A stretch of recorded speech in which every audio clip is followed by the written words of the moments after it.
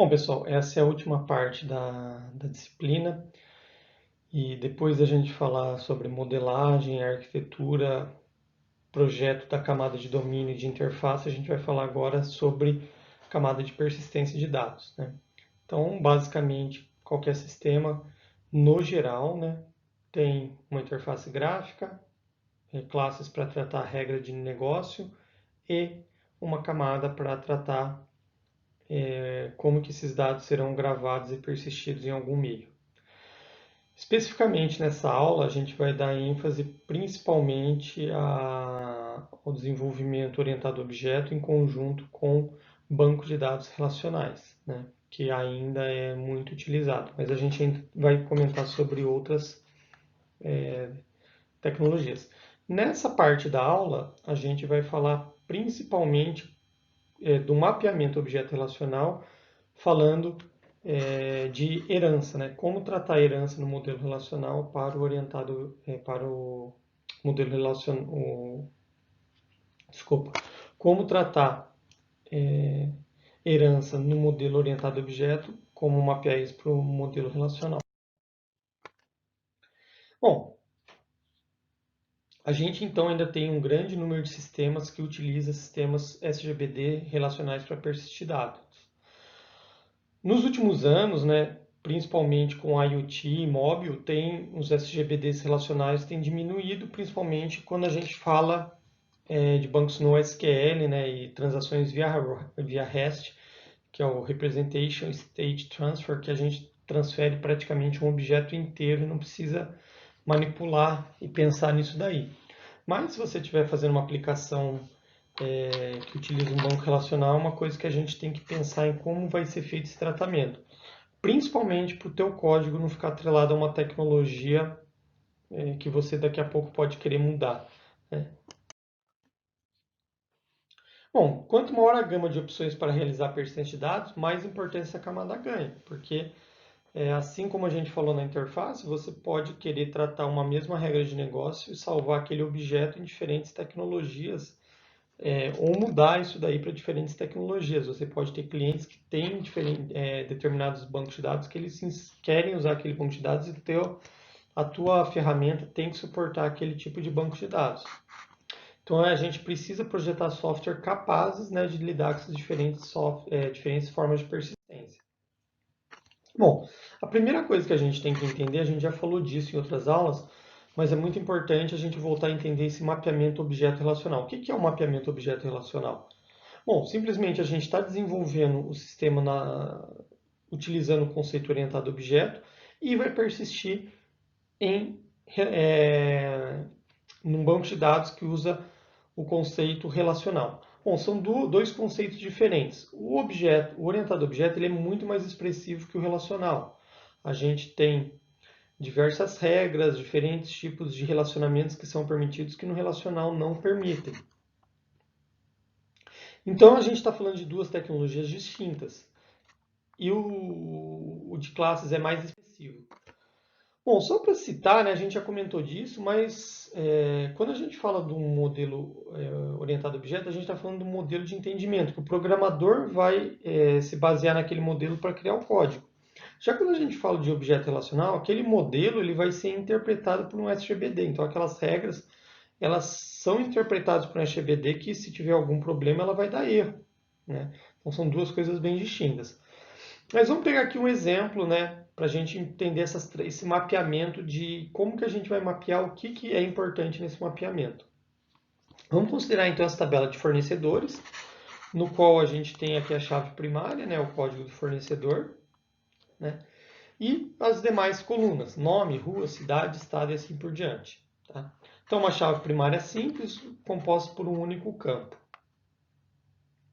E aí você tem as linhas, registros ou tuplas, né? Bom, a gente tem aqui uma outra tabela de peças, que também tem uma chave primária e demais colunas. Só que nesse caso aqui a gente tem a chave estrangeira, que faz acesso àquela tabela. Então, quando a gente fala de banco de dados, os dados referentes ao fornecedor, estão em outra tabela. Então eu pego esse código e vou nessa outra tabela fazer uma busca para retornar esses dados. É assim que funciona a tecnologia, né? E esse relacionamento diz o seguinte, que um fornecedor fornece uma ou N peças, e uma peça é fornecida única e exclusivamente por um fornecedor. Multiplicidade mínima aqui. Cardinalidade, desculpa, em banco é cardinalidade, né?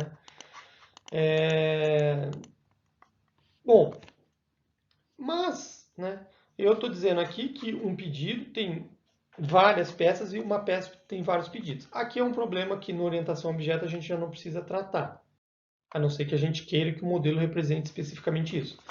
Então, o que eu estou dizendo?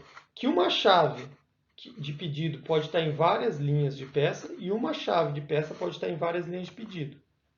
Seria mais ou menos isso que eu estou querendo descrever.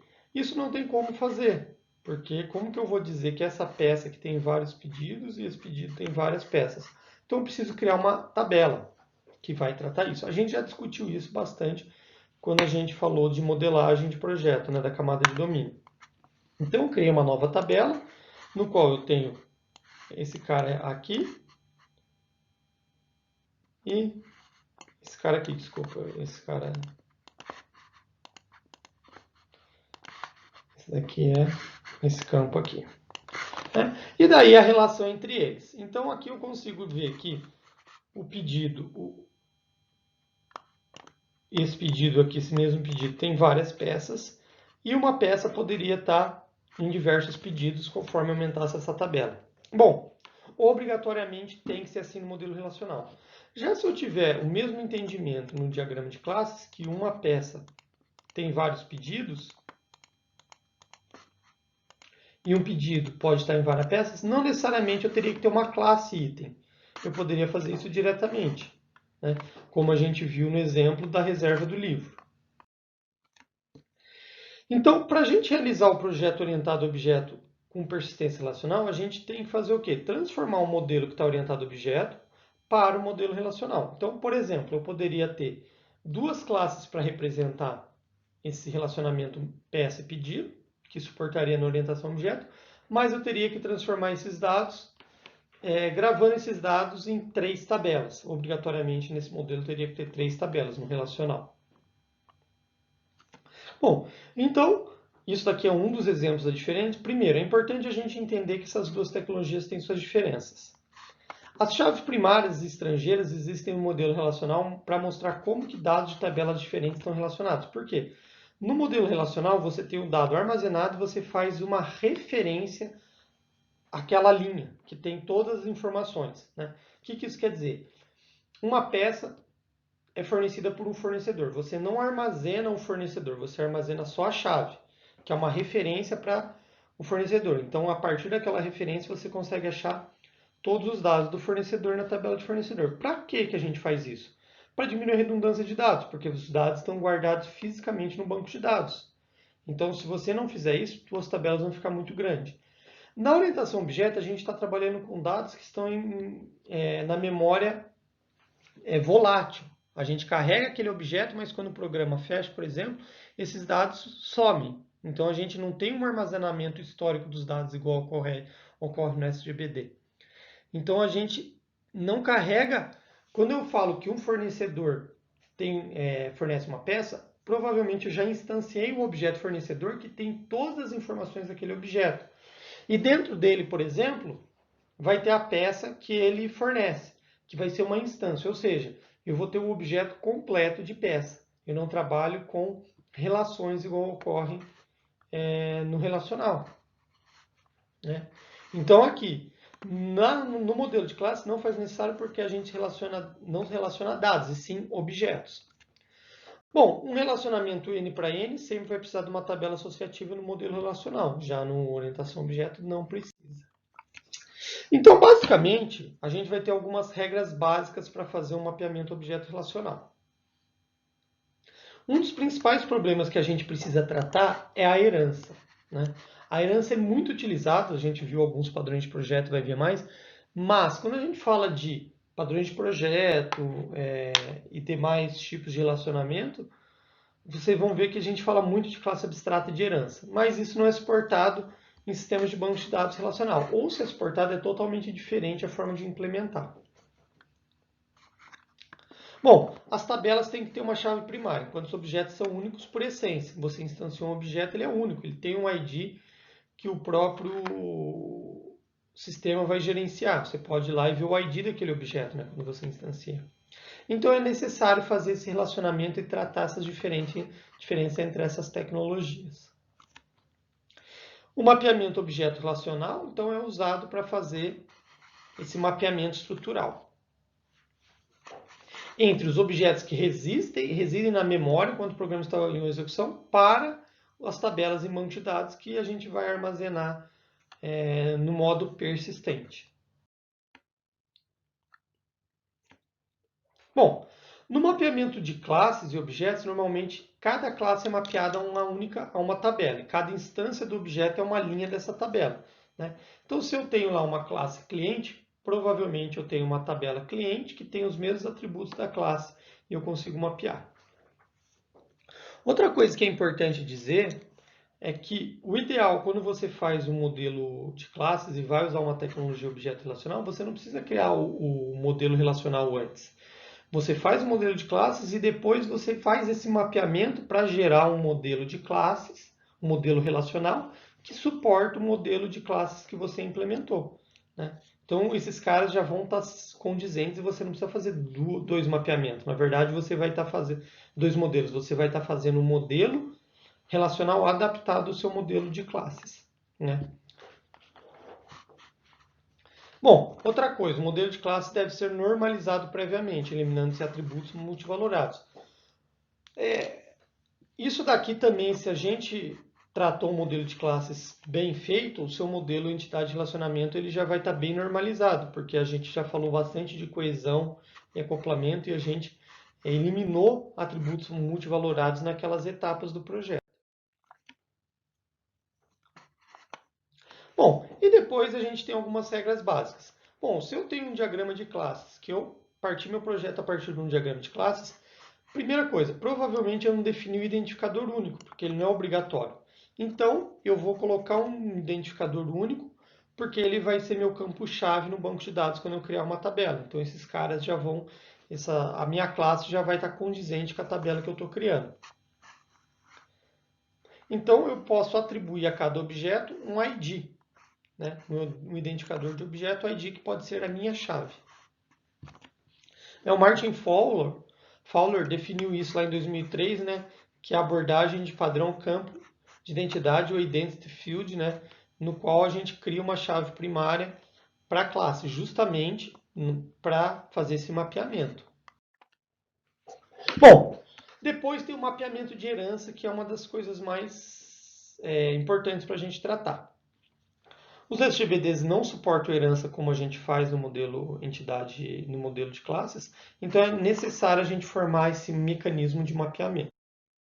Bom, existem três formas da gente tratar o modelo orientado a objeto para relacional.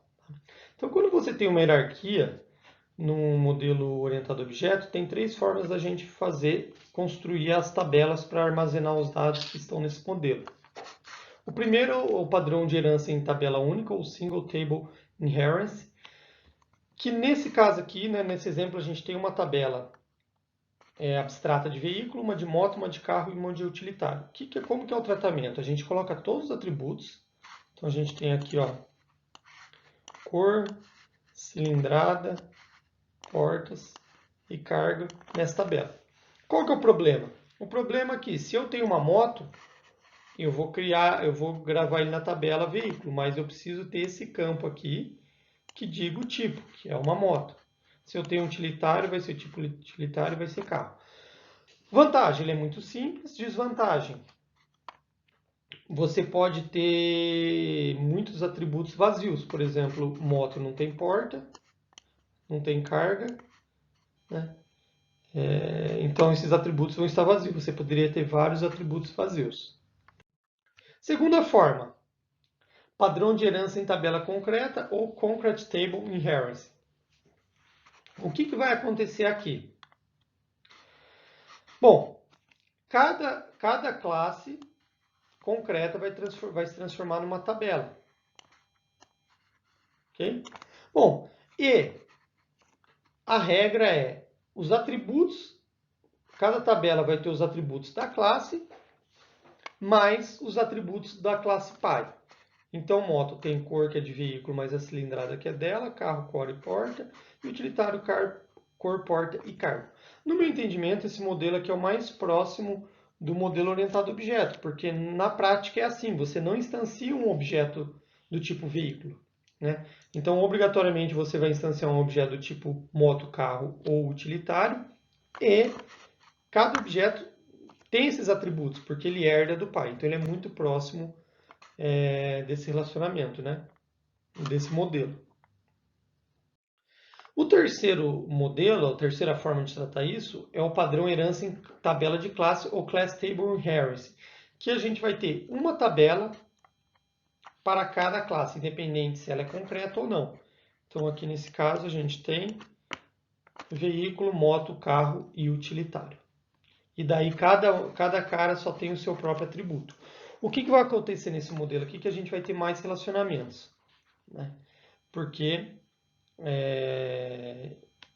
o moto vai ter a cilindrada, mas ela tem uma cor, então ela vai ter que estar relacionado ao veículo, né? Porque a moto não deixa de ser um veículo, assim como o carro não deixa de ser um veículo. E o utilitário não deixa de ser um carro e um veículo. E a gente vai ter que colocar isso em relacionamentos no modelo entidade de relacionamento. Vantagem que ele está mais normalizado, né? E aí a gente tem a discussão em qual utilizar. Vamos dar um exemplo aqui de transformação de modelos para ver como que isso funciona na prática. Tá? Bom, antes da gente falar das heranças, vamos terminar do que precisa ser feito para a gente mapear um objeto racional. A gente já falou que precisa colocar um ID e como se tratar a herança. Bom, a terceira coisa que a gente precisa tratar são as associações, né?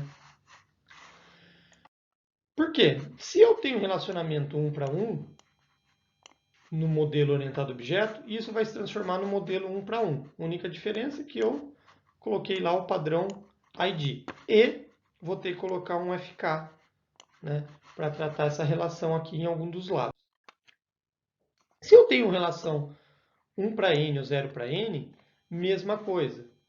Eu vou adicionar um PK, vai ter duas tabelas, um PK aqui e um FK, né, a foreign key e a primary key.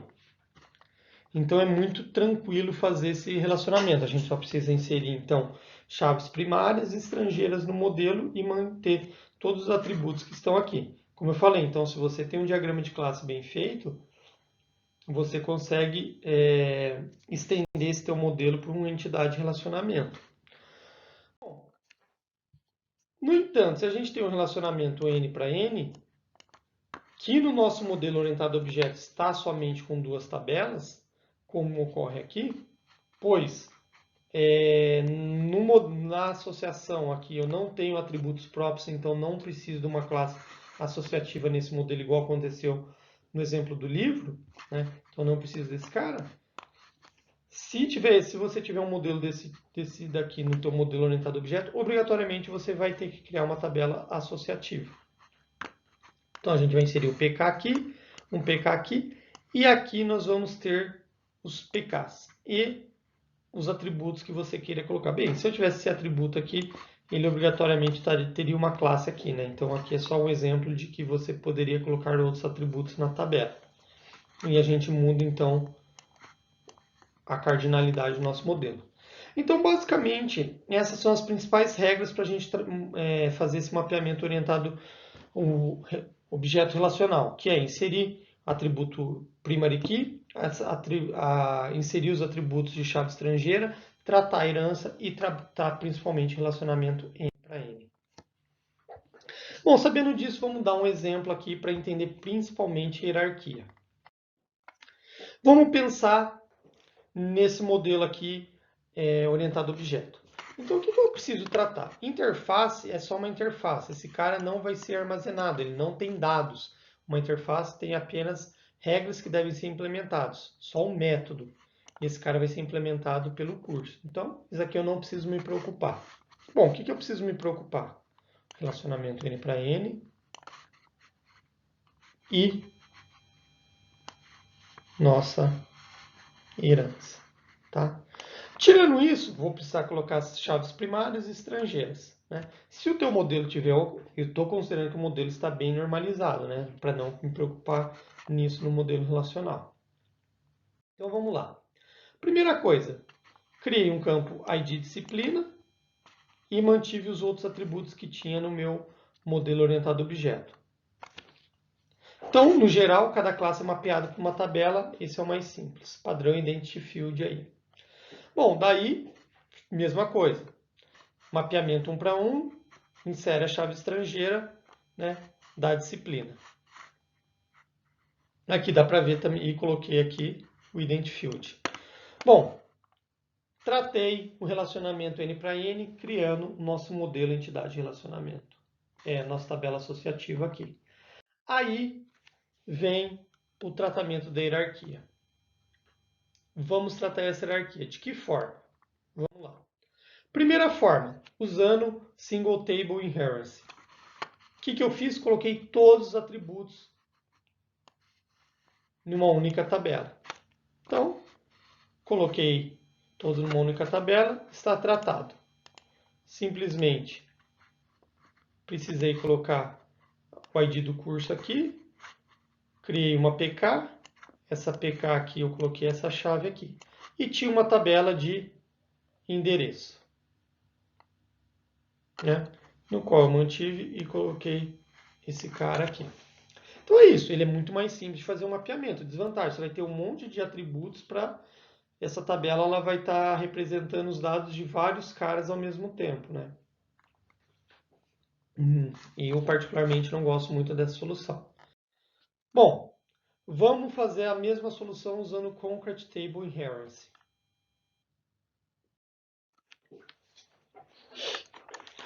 Não muda nada, todo o tratamento aqui já foi feito, né? Curso, disciplina e turma, que a gente mantém.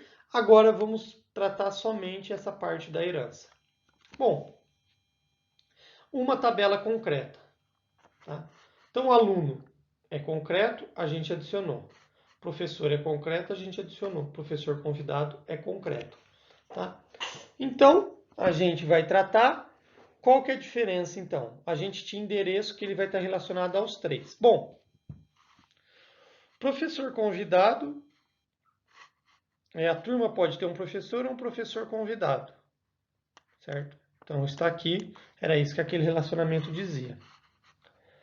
O aluno está relacionado ao curso, o endereço está relacionado aos três. Então, né, todo mundo tem o endereço, tanto aluno quanto professor convidado. Tratamos e o relacionamento, esse método funcionou aí e criamos um mapeamento usando o Concrete Table. Bom, se a gente for usar o Class Table Inheritance, como que fica o nosso modelo? Bom, a gente vai criar uma classe uma tabela para cada classe, independente se ela é concreta ou não. Então a gente tem um usuário, que era uma classe abstrata.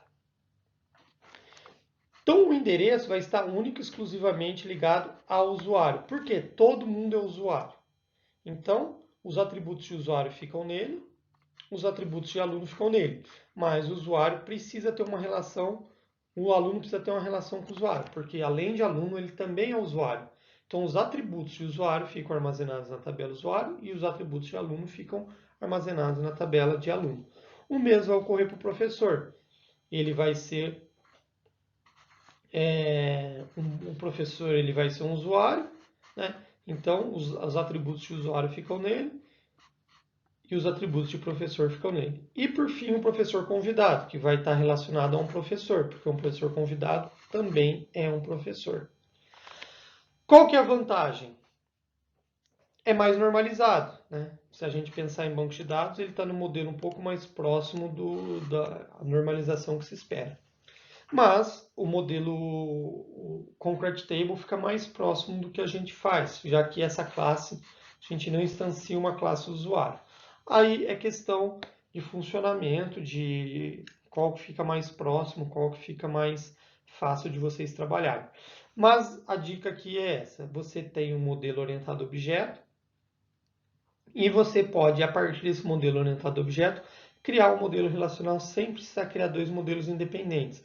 Porque assim você vai ter um modelo relacional que está condizente com esse teu modelo orientado a objeto.